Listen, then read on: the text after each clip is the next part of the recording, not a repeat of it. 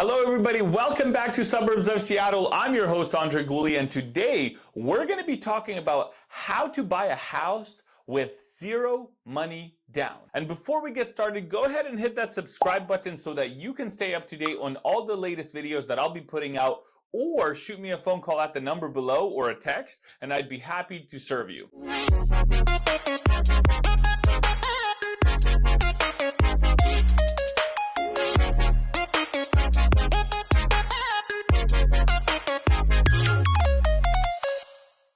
So the most popular way to do this is by getting down payment assistance. Down payment assistance can come through a variety of programs from a variety of lenders. It's very important that you connect with the right lender because different lenders are going to know about different programs. They keep coming out with new ones. There are some standard ones that are always used, but it is a good idea to interview a few different lenders during the pre-approval process so that you can figure out who can offer you what. And don't worry about your credit score going down if you're getting pre-approved with multiple lenders, because if you get approved within a short 14-day period, you can apply with multiple lenders and it will count as one hit on your credit score.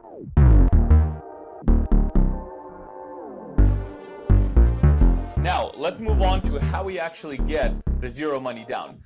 Like I mentioned, there's different programs out there. The most common one is one I'm currently using with a client of mine here in Washington State. My client is buying in Pierce County because sometimes these loan programs, they have restrictions on where you can buy the home.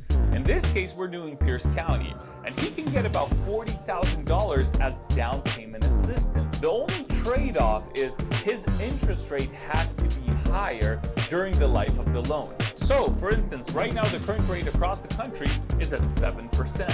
His interest rate will be around 8.3, 8.5% because he's using the down payment assistance.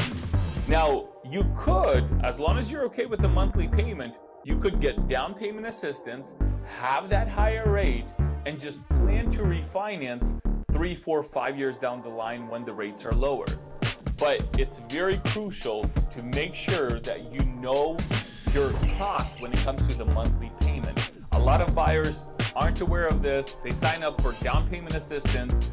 Sometimes real estate agents, sadly, don't even cover these costs with their clients on what does your mortgage payment look like? What does your cash to close look like? And then you come to the closing table and you find out that your payment is $4,200 a month on a $450,000 loan, and it's just not doable perhaps. Few things to note: make sure you know all the ins and outs of that down payment assistance program that you use.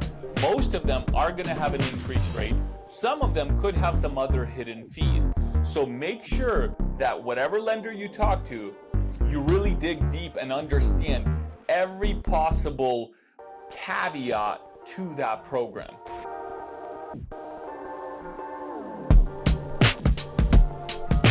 A second way of buying a house with no money is by doing seller financing. Right now, there are some sellers out there that have these inflated prices on their properties, right? Because they're still hoping that they can get X amount of money. Now, these sellers that are on the market for 100, 200 days at a time, some of them may be open to being the bank for you. So basically what would happen is they would act as the bank. And I've done deals like this before where I had a client, he wanted a higher price. We found a buyer who was okay paying that $725,000. And what we did was we contacted a lawyer, had him draw up the agreement. There was a higher rate for that loan, but we got it done. So you could find somebody who would be okay doing seller financing for you with zero money down at an inflated rate, right? With the expectation of a balloon payment within a 2 or 3 year term. A balloon payment is basically at a certain period during the loan.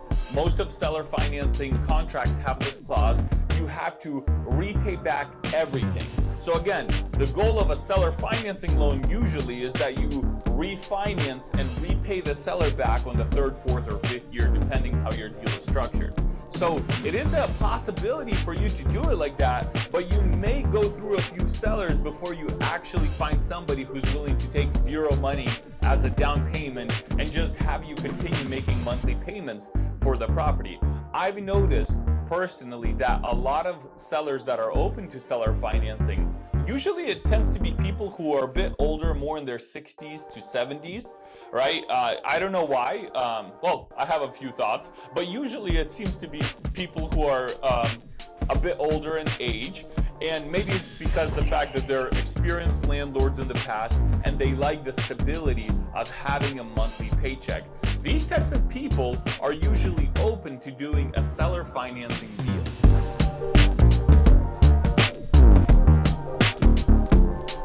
A third way of buying a house with no money is by doing rent to own, but it's the least of the options that I would recommend. I'm mentioning it because it is possible and I have seen some people do it, but rent to own is not a desirable program typically. The reason why is because usually in rent-to-own contracts, there's a lot of stipulations that affect you as the buyer negatively.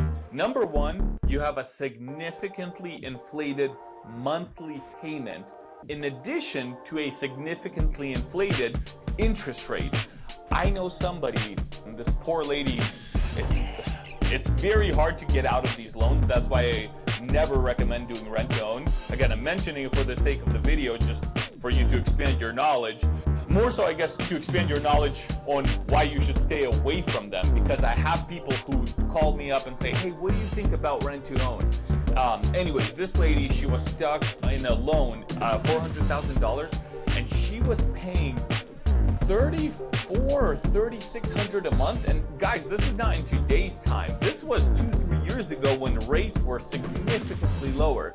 And she couldn't even get out of the loan. They had some stipulations in her contract where it made nearly impossible for her to get out of the loan without ruining her credit and just her overall financing history. So definitely, again, I'm mentioning the rent-to-own part for you to stay away from it because it's the one that I would advise against you doing it at all costs.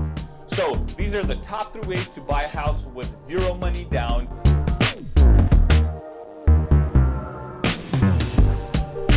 Please don't forget to subscribe to the channel to stay up to date on all the latest videos I'll be putting out. And again, my number is popping up down below so you can call or text me as well. Thank you so much, and I'll see you in the next video.